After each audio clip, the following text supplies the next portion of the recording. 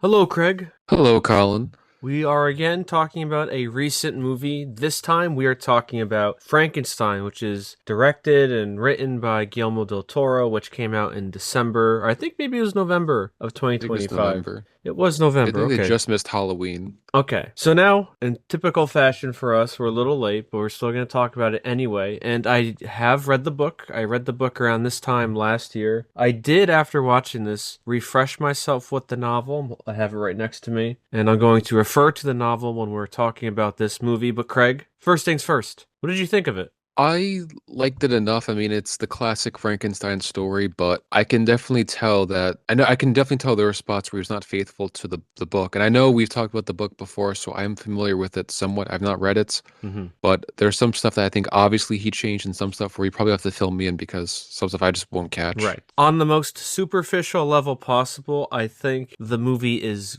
fine. It's well directed, it's well crafted, it looks great. Performances are great, but I think the biggest thing that I do not like about the movie is that it appears that either Guillermo del Toro just wanted to do his own spin, or he fundamentally did not understand the point of the book, which we'll talk about with how he handled Victor and the creature, especially. It's not shocking at all.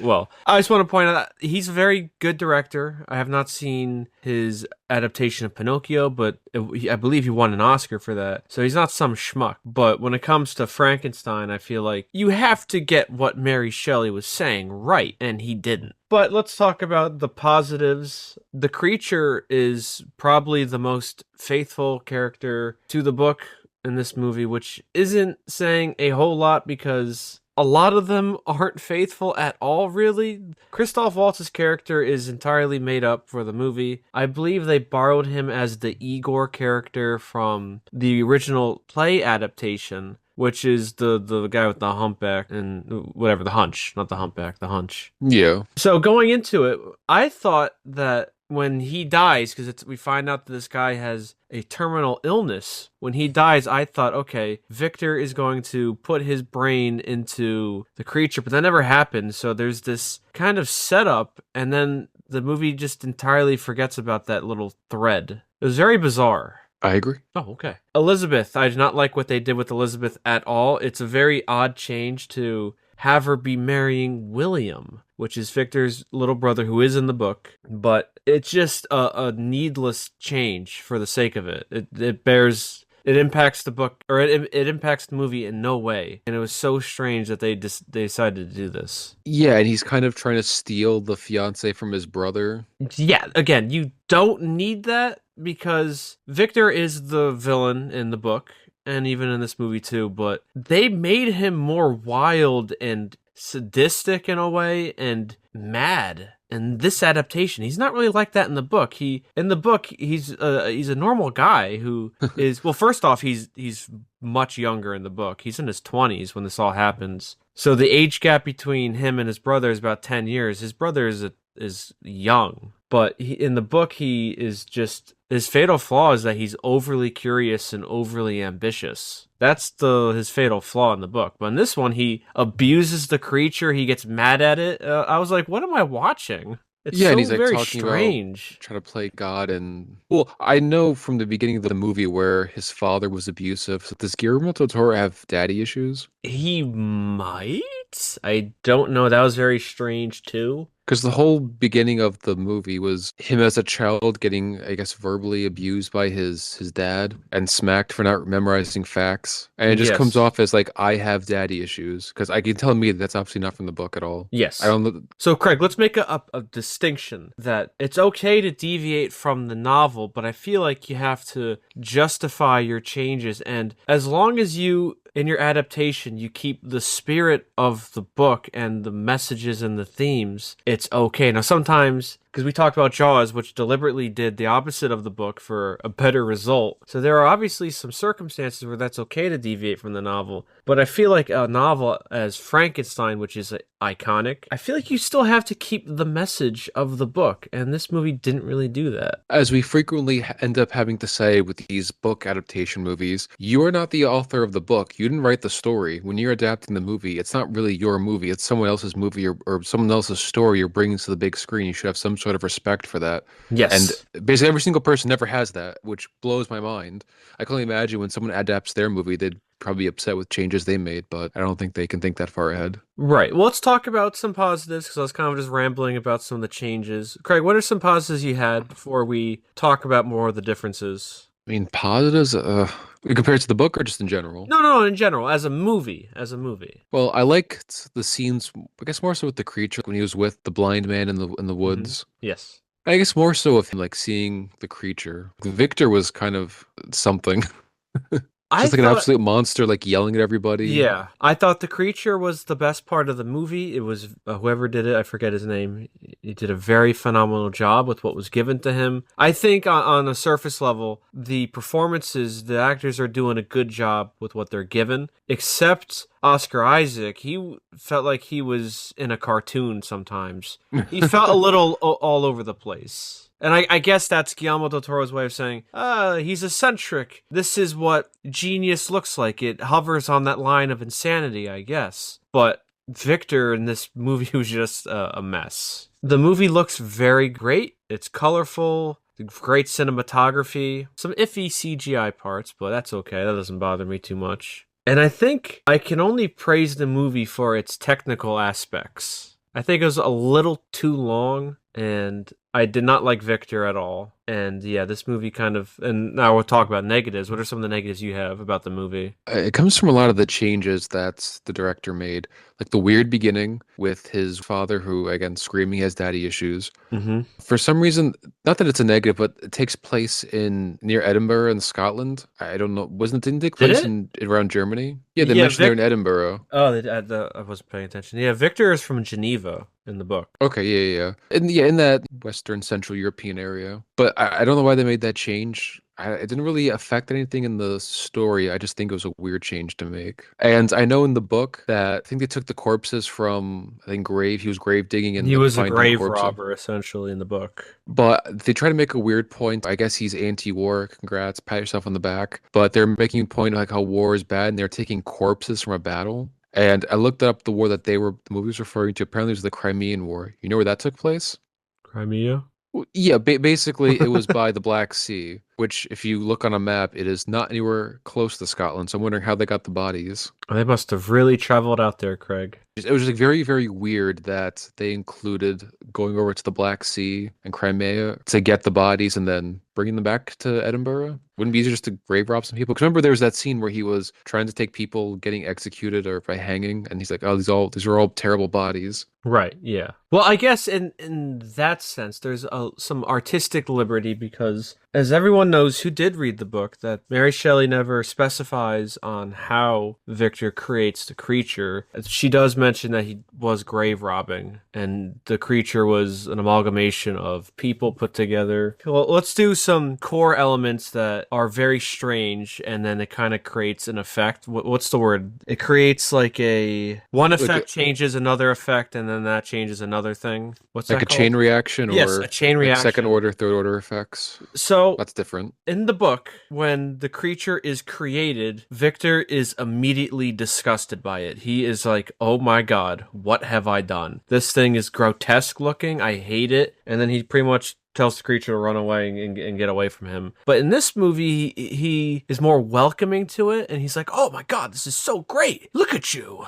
Well, Colin, before we get to that part, you're missing the whole subplot of Christopher Waltz having syphilis. Yes, well, that's not really important because I talked about that earlier, where they set this up where he's like, "Put me inside this creature so I can live," and then they tussle at the top of his ridiculous looking, not even castle laboratory. Which again, in the book, he does it at school. Victor goes away to school and he makes the creature in his dorm. But that's neither here or there. Every adaptation essentially gets that wrong. Well, I just mentioned And it then again he because slips they off were and then he fighting. Yeah. dies. Well, that and like because they're fighting, he tries to say that it didn't work because I don't know he broke the machine or something, but it ended up working obviously. Yes. I was honestly shocked that he didn't say "it's alive," which is iconic in pop culture from the 1931 movie, but it is not in the book. He does not say that. But I think also the creature's design, especially in the later half of the movie where he has the long black hair, is accurate to the novel. Even the black robes, I believe, because I think it's Victor's coat from the book where the creature like scampers out and grabs clothes. And the creature doesn't go back to the laboratory because Victor never burns down his laboratory. The creature finds out what he is because in the coat that he took from Victor had all of Victor's notes, or it had like a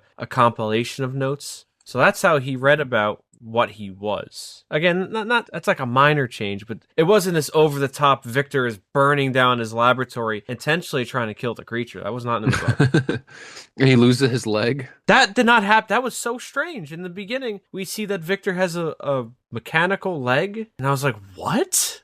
What is this? I don't think that'd be a great thing to have in the Arctic. No, I don't think so either. I'm trying to think of other little changes. Oh, so this is a big one, actually. The captain in the beginning in the novel is more fleshed out because the captain is a mirror of Victor, where he is. I think he's doing the Arctic Circle, or he's just exploring Antarctica. I forget exactly. No sacrifice, or no North victory. Pole. I forget exactly what he's trying to accomplish, but everyone views it as a suicide mission, and the captain really wants to do it. And the whole point of him, as I said, is that he's a mirror of Victor. And then when they rescue Victor, when he hears Victor's story, he realizes that what he's chasing is not worth it because it's ultimately going to destroy him. And then at the end, when Victor dies, they set sail to return home. That's not in this movie at all, really, and I feel like that's very important. There are times where they even spell it out for you, some of the themes of parts of the book that it kind of made me cringe, where even at, I think what you're saying, like, yeah, that's not in the movie, but is in the book, but you have Victor saying to the captain,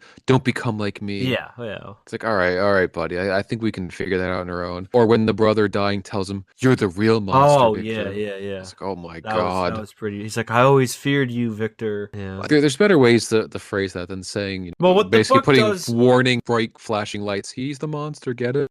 Well, let's talk about, before we get to more differences, let's talk about the creature in this movie, where he is essentially just lonely. And the point of the creature in the book is that he wants to be accepted as human, and then everybody on every level of society rejects him. And that's what makes him just hate humanity. There's a part in the book where the creature rescues a drowning girl, and then once he like picks her up, and then I think it was the little girl's older brother shoots the creature, and then he's enraged by this because he saved the human life, and this is what he gets. He gets shot for it. And he doubles down on his hatred on humanity. And the whole point also of why he had such a relationship with the old man, which is in the book, but they weren't going on like a hunting trip. I believe they were somewhere, and then the creature would meticulously wait to approach. I think the old man's name was DeLacy because he was blind, and he would wait to approach him, and they would talk. And he liked the old man so much because the old man didn't judge him because he couldn't see him. He liked him for who he was when he was talking to him. And then the other family members, they come back and they see creature interacting with DeLacy, and they chase him away. And then that's when he gets mad. He gets super mad. He doesn't get mauled to death by wolves. Well, something like that's like, are they just throwing that in there because they're trying to blow through some of the budget? I think when just I don't CGI know. wolves get thrown around. He just breaks all their necks and spines. It became like a WWE.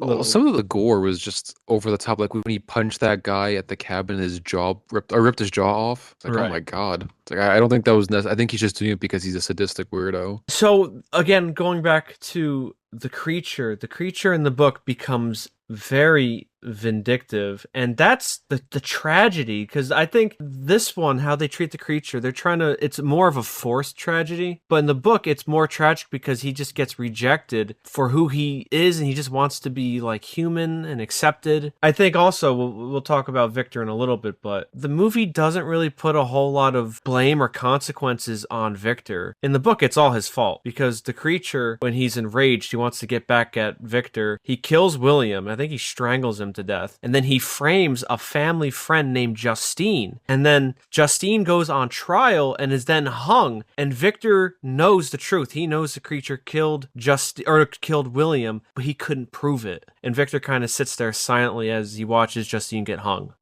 That's not in this movie at all. They kind of absolve Victor of his consequences. Oh, that's just a lot more interesting than what we got. Yes, because also in the book, the creature tells, well, the way they did these events in the movie don't line up with the book really, because Victor does go after the creature, but then the creature ambushes him and then they talk at a mountain, and then that's when the creature tells him his story. He doesn't go to the captain and then they're like going back. It was so bizarre. He was like circling Victor in the cabin of the ship, telling everything that didn't happen in the book. Well, another thing Yes, you go. that I can almost certain didn't happen in the book was for some reason Frankenstein or the creature's immortal. Yeah, the creature dies at the end of the book. I think he floats away. I forget how it ends, but I think either it's implied he dies or he does die. He's not immortal. He doesn't blow himself up with a stick of dynamite. Speaking of the dynamite, you know, dynamite wasn't invented yet. Oh, when was it invented? I think 1867, so 10 years after the events of the movie. And the book also takes place in the 1790s. I'm just saying because I happen to know weird things about weapons, and I was like, I'm not sure that was invented yet, and how would it be in the outermost reaches of I guess, Russia or the Arctic Circle? Oh, I guess because I'm looking at it, the creature's fate is ambiguous because he kind of at the end, once Victor dies, he cries for Victor, and then he just, I'll quote it right here. My spirit will sleep in peace, or if it thinks, it will not surely think thus, farewell. Then he leaves the cabin and he just disappears into the night. So I think the reason why I don't like the movie too much is because they don't understand what makes Frankenstein the book tragic. They think it's tragic because the creature is lonely. It's tragic because he is rejected by everyone. And he's a bit of a monster too, I guess, planning to kill people and blaming someone else. Well, he only did that to get back at Victor. He didn't start out like that. He did want to be good. It's just that the way people were treating him for his appearance is what made him snap. Well, I'm just saying it leads to the point of the changes they made because in the movie he's essentially just always good versus in the book where I guess he does some bad stuff. Yes. Oh, also with Elizabeth, there's this weird thing where it's not a romance, but it's this very bizarre thing where she likes the creature, and then Victor shoots her. Elizabeth, move away from it!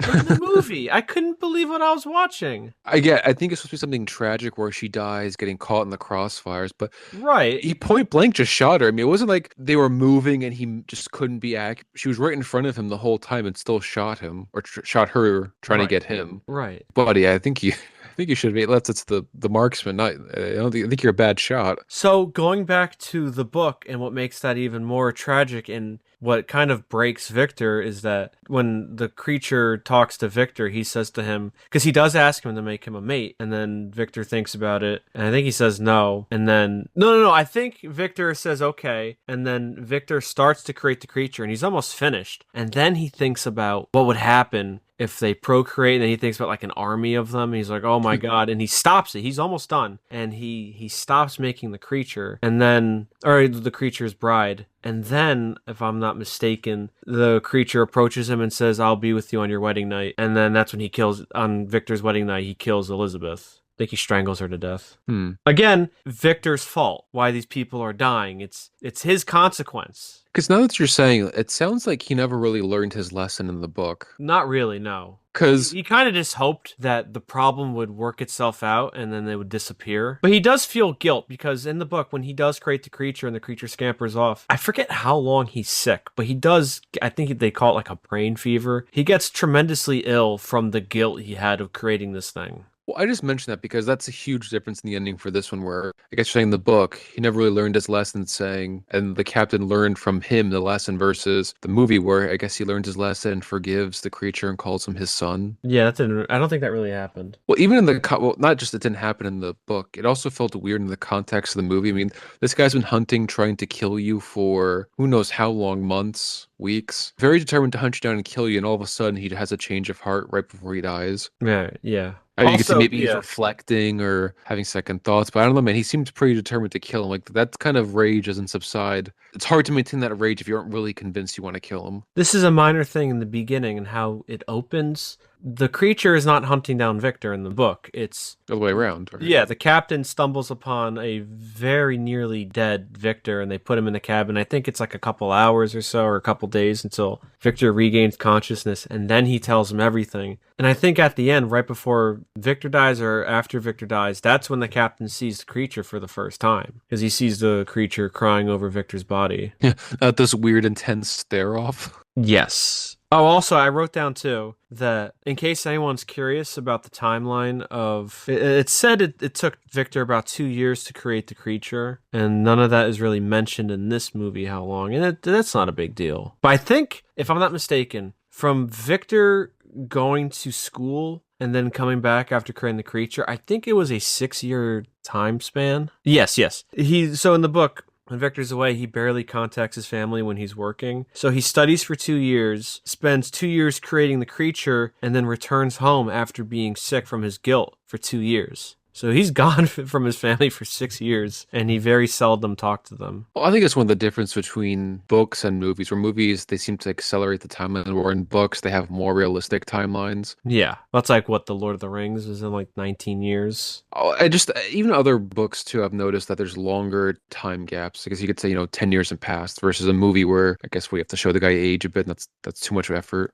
Yeah. So I think it's more to do with pacing and probably some other reasons. Well, if anyone doesn't know, it's easier to have those time gaps in the book because it's written in epistolary form, so it's all like firsthand, not novels, firsthand descriptions and journal entries. Excuse me. So that's how they're very able to get away with the time jumps. What else you got, Craig? That scene where he showed off the half animated corpse to Oh, the yes, that's on the book. I'd have figured, and seeing that reanimating a corpse, I think I would have killed him right there. Like that is such grotesque, Yes. inhumane things. That was horrifying. Like just the fact that he did that to somebody's body, I'd be like, dude, you need to. I'm gonna throw you in jail or something. Like that is grotesque. Just Yeah. seeing that thing trying to breathe, something's wrong with you. Yeah, obviously the book never described anything graphic like that because that was grotesque. Well, doesn't this director have a horror background? So he He likes does, he does, but what else, Craig? Well, I can imagine he probably patted himself on the back for this. You know the poem of Ozymandias? I think I've heard of it, yeah. Well, you know who wrote it? I do not remember. Mary Shelley's husband. So I imagine he's like, well, I'm gonna include Oh, this in did the she? movie. Percy, right? Percy Shelley or something? It's like, I'm gonna pat myself on the back. They'll never understand this deep cut reference. He wrote that? Yeah. Wow, interesting. Actually, that's a fun little trivia. I did not know that. Interesting. So obviously nothing to do with the movie at all. Yeah. The creature does read books though. He reads lots of books, but he thinks that they're nonfiction at first. He reads like a whole bunch of stuff when he's in the hovel, they call it in the book. And how he learns, I believe, if I'm not mistaken, again, this is minor. Okay, so in the novel, it's DeLacy, Felix, Agatha, and Safi, who is Felix's fiance, and she doesn't know English too well, so Felix teaches her English, and that's how the creature picks up on learning English. Again, doesn't really matter. They kind of had the same idea, but that's how it was in the book. I mean, that's not as egregious as some of the other stuff. Well, it's not as egregious as him getting mauled to DeLacy getting mauled to death by wolves. It felt so forced, that scene too. I guess he has to die tragically. He doesn't die of in the course. book. What's more tragic is the rest of the family seeing him disgusted by his appearance and then running away and abandoning the area. Because there's a part too where, also in the book, the creature is more disgusting looking. This one, he doesn't look horrifying. In the book, he has like yellow, leathery, translucent skin with yellow eyes and like a sunken face, black, greasy hair. He looks disgusting. And then in the book, the creature sees his reflection in the water and he's like, oh my God, I can understand. Well, see, I thought about that too, and I think it was because, yeah, he had the scars from being stitched together, but his face was still relatively normal. And I'm Yes. pretty sure that was so we could sympathize with him. If we saw like an accurate description from the book, I think we'd be like, yeah, I think he should be killed too. It looks better than the Bob De Niro one. Remember that one where he just looks like he got mauled to death? And then they just like they stitched up his scars. Yeah, I guess that leads to the next question. What do you think is the best one? Best Best adaptation? adaptation? Yeah. Oh boy. Well, ignoring movie quality. Well, actually, okay. So I haven't seen this, but I do know there is either a Hallmark two-parter or whatever. It's a low budget made for TV two-parter, which is more faithful to the book, which I have not seen, but I heard about it. But in terms of the movies, the most faithful one is the Bob De Niro one. And even that one goes wild at the end. But that one had like the basic plot beats from the book, and it had the same, or at least similar characterizations. Like the creature was well done, even though he looked terrible. And Victor wasn't great, but it was more recognizable from the novel, that Victor. But I would say probably that movie. Definitely not this one, because this one just goes off the rails in certain parts, and they take a lot of liberties, which, again, I don't want anyone to misconstrue this. I understand that you have to make changes in an adaptation, but you can't make changes that fundamentally change the meaning of the book. Because then that's a poor adaptation. Isn't the point of an adaptation to be like another lens of someone's work, right? Someone's work. Yeah, it's not his work, yours. it's someone else's work. Yes, exactly. So I don't want anyone to think that like, oh, they can't accept changes. I personally don't care. I'm looking at it more of how is it against the book. Well, it's always the lame counterpoint people provide when they don't like, I guess people like Guillermo Del Toro, they don't like his movie being criticized. It's like, well, it's not his story to tell. It's someone else's that, and he's butchering it. And I hate when like, oh, you don't accept any changes, and it's like the dumbest complaint. Like, of course, change has to happen for an adaptation. It's just fundamental, critical changes. Yes, did they or not they? Guillermo Del Toro kind of misunderstood the point of the book. Especially so I'm looking up his Victor, comments about like some of the movie, and I saw a headline where he compares Frankenstein to a careless tech bro, which makes me immediately cringe and want him beaten with a stick for saying that. No, that is entirely wrong. I just see when people try to make these modern comparisons, it's like the most brain dead thing possible. No, Victor, what's a tech bro? What does that even mean? With him, what's more horrifying is that he's just some regular guy who just got overly ambitious, and that could be anybody. You, me, that could be anybody who wants to do things that they're not supposed to, and they're overly ambitious and they're overly whatever. Anyone can be like that. He's not like a tech bro. He was just an overly curious, egotistical person who wanted to essentially see what he could do and get away with. Yeah, and I think I'm assuming he's thinking about AI when he says tech bro. I mean, trying to compare ChatGPT to the creature, I think, is a pretty disingenuous comparison. One's creating life, the other one is a very fancy neural network. It's not really the same thing. Yes. And people might try to make the argument, but it's not, and it's just a very low IQ comparison. Yeah, because I think in this movie too, in the very beginning, because I watched this over 2 days. I was just tired the first day watching. I believe Craig in the beginning, he has this idea that he wants to stop death in the very beginning, right? Because his mom dies. Mm-hmm. But I think in the book, his mom doesn't die from childbirth. I think she dies she gets sick after this is a little note. There are 3 versions of the book. The book I'm referring to is the 3rd edition, where Elizabeth is not Victor's cousin. They adopt Elizabeth into their family when she was orphaned. But I think she dies once Elizabeth is in the picture. So Victor is young, but it wasn't during childbirth, I'm pretty sure. But the main point I was saying was that in the book, Victor is not doing it to stop death. He's doing it because he's ambitious and arrogant. And he became obsessed with learning the secrets of life and death. It's not him trying to prevent anything. He's just overly curious. Or save a man who has syphilis. Or do that. Well, he doesn't save him.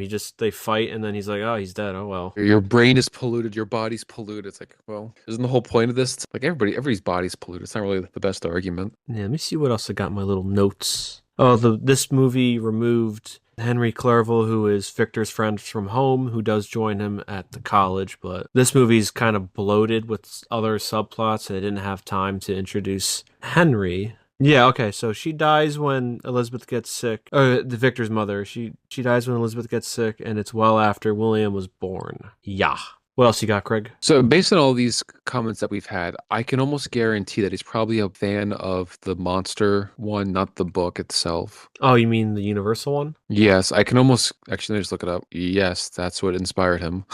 Really? Not the book, the Universal one. Interesting. Well, I can't fault him on that regard because that is what, when you say Frankenstein, they think of obviously the creature with the flat top, black hair, and the bolt sticking out of his neck. They don't think of the disgusting and grotesque book version where he can speak, he's very well spoken, but he's disgusting. Then why not recreate that instead? Why not adapt that or remake it? Why adapt the book? Because I think the book is in public domain and the movie isn't yet. So maybe, I don't know. I don't know either, but it just seems like a weird. If you really want to remake the original, then just do it. Or you could probably wait a few years, right? Isn't it entering public domain soon? Yeah, it's 95 years after it's come out. So the movie came out in 1931. All right. Oh, I guess going a couple more years. I thought it was. I don't know. I thought it'd be sooner, but whatever. So when we talk about the changes made from the book and movie, I still think the most egregious one is just, for whatever reason, making Elizabeth marry William. Again, that didn't really do anything to the movie, and it just felt like such an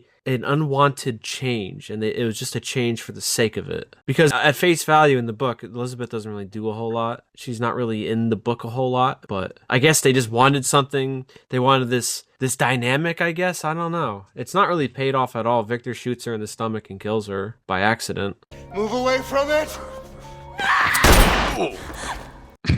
There's nothing tragic about that because he deliberately shot her. It's more tragic in the book because Elizabeth wants Victor to marry her, and he does love Elizabeth, but in the back of his mind, he remembers what the creature says, I'll be with you at your wedding day. So he tries pushing off marrying her for her own safety. The book just sounds way more interesting than what you're telling me. It very much is. I would recommend you read it. I do have 2 copies of the book. I have the one that I read the first time, which is, I believe, the 1823 edition, the 3rd edition of the book. And then I have the original 1817 version of the book, or whatever, 1818, whatever year it came out in. And that one has that weird thing where Elizabeth is Victor's like second or first cousin. Not in the 3rd edition, though. What else you got, Craig? Oh, I guess I do have one thing. Mm-hmm. Did you get the obvious reference when they were trying to electrocute the body when they just brought the creature to life? That he looked like he was being crucified. Yes, I did see that. Yeah.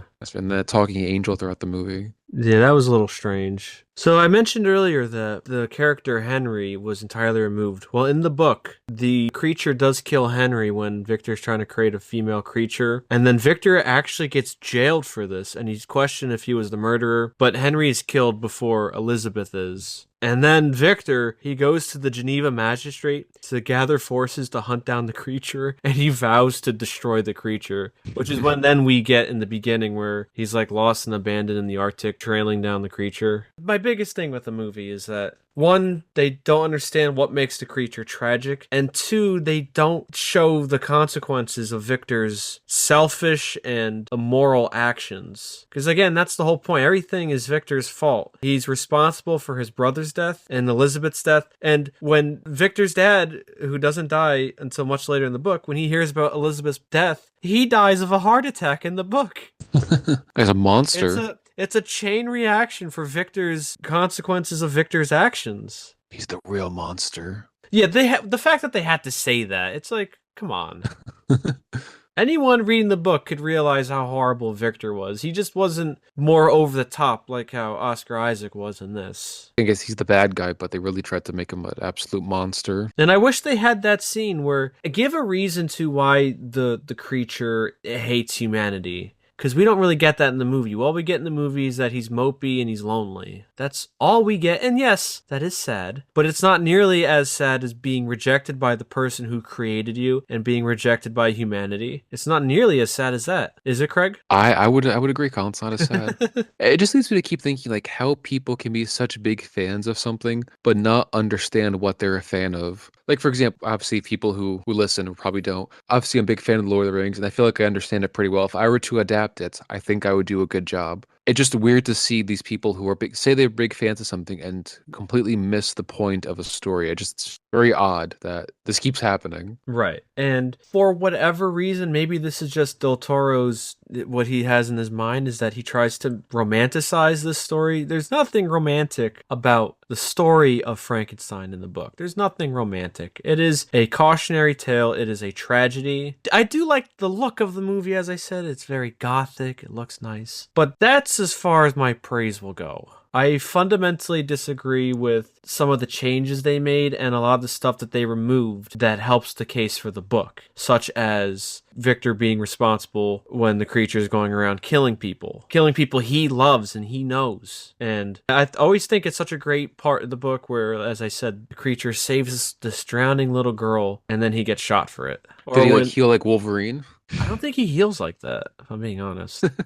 That was probably the most one of the more wilder changes. Be just basically becoming like Wolverine. He can't die. What do you mean you can't die? If I were to chop your head off, would your head still be pumping blood through it? No, I don't think so. I think you can die. It's just difficult to Yeah. kill you. And yeah, Victor blowing up his castle and then he loses his leg. It's just such weird changes. And maybe that version I mentioned earlier with the two-parter, maybe that's the most faithful. I haven't seen it, but that's what I heard. I'll have to watch that to confirm. But as it stands, this is not faithful to the book, really. It gets all the themes, the broader themes, it gets them all kind of wrong. Like on a large scale, I guess it looks the part, but it really is Yes. And I just don't understand. This is a very minor thing. Why don't they have Victor be in his 20s? That's how old he is in the book. maybe he just wanted to cast the guy. Maybe he likes Oscar Isaac, sure. But every movie does that. The Victor is never young. He's like some guy in his 30s and 40s. I think it's more to do probably trying to get the actor than Yeah, I can see that. But I'm just saying, again, that's a very minor thing. Even though I didn't like Oscar Isaac's performance, but that's just a minor thing that all of them get wrong is that Victor isn't young. He's like a grown man.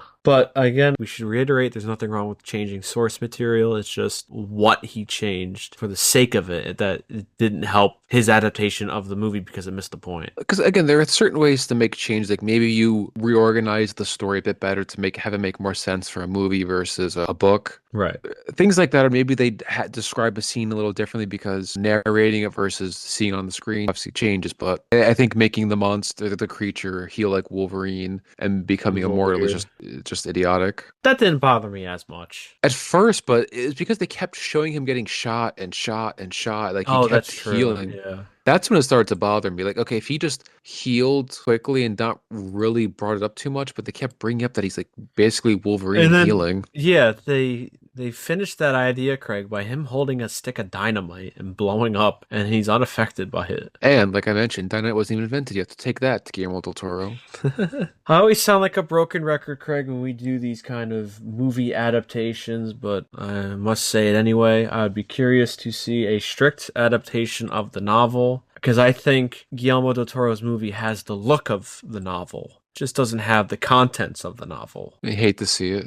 Many such cases. Yeah. Because I feel like the changes in this one are more egregious than, like, remember when we did Dracula, the Bram Stoker's Dracula? We compared that. These changes feel more egregious than the ones that movie made. You know what I mean? I don't know. Maybe that's just me. Well, because a lot of these changes, I can't even understand why he brought them in the first place. That's what I'm trying to figure out. Because a lot of them were just like the healing stuff. I don't know why he brought that in. Yeah. The changing of adding Christopher Waltz's character, I'm not sure why that was brought in. He, besides, in this context of the movie, he financially backed Victor, and then he was Elizabeth's uncle, I think they said. Yeah. Besides that, he contributed nothing to the movie. Kind of a wasted performance by the great Christoph Waltz. Underutilized, I should say. There was that. The stuff with his father in the beginning just screamed daddy issues. Yeah. Just very odd choices where again, it's not him adapting the story, it's him putting his own stuff into the movie. I wish they should have refined the captain in the beginning. Don't make it so obvious that Victor says, "Don't be like me. Be anything but that." Have it be more subtle like how it is in the book. And by the end, the captain comes to his own realization, not by Victor telling him, but through hearing Victor's story. He's like, oh my God, I should just stop what I'm doing and just go home. But yeah, I don't think I have anything else, Craig. I think those are all my notes I have about what happened in the book and then what was different from the movie. I do know Dracula more. I know that better than I am with this book, but... So I guess real quick. Yes. What do you think was more accurate? The Bram Stoker's Dracula or the 94 Frankenstein? I think I would have to say the 94 Frankenstein. Only because we talked about the Bram Stoker's Dracula, which I do adore. I do like that movie. But they fundamentally changed Dracula. Because remember, they made it where Mina is Elisabetta, his dead wife's reincarnated wife or whatever. And then they made Dracula a lovesick toxic puppy, which was not in the book. The book doubled down on how evil he was. He just wanted to run around in London and spread his influence. He did not care about Mina at all. And that movie also sidelined Jonathan Harker. So by that admission, the 94 book, despite its some weird things in that movie, it's still more accurate. Because that movie goes off the rails at the end. Remember where the creature kills Elizabeth? So then Victor hacks together Elizabeth's body and Justine's body, and then this creature sets herself on fire, and the whole Frankenstein mansion burns down. Not in the book. Yeah. But up until just then, curious. it was fairly accurate. Do you have any other final thoughts, Craig, about this movie? No, not really. I want to forget about it already. I'd say it's a visually competent movie, and at the surface level, if you don't care about faithfulness to the novel, you would probably think it's a good movie, but just comparing it to the novel, it falls short in a lot of areas. I think that's probably the best way to look at it is, do you care about how faithful it is to the novel, or you never read it? Or did you read it and then, like me, you like the novel more? Not for lack of trying for this movie, it did try, but that's all I'll have to say about it. Check it out if you want, it's on Netflix. Guillermo Del Toro is a capable director, but I think he missed on this. Would you agree, Craig? 100%. It's just tiring watching these movies and the director or writer having no regard for what they're adapting. Right. I was looking forward to this movie, so I'm a little disappointed, but it is what it is, as they say. But with all that being said, this has been the Unbiased Opinion, where everyone's opinion is biased except ours. I'm Colin. I'm Craig. And we will see you next time. Move away from it!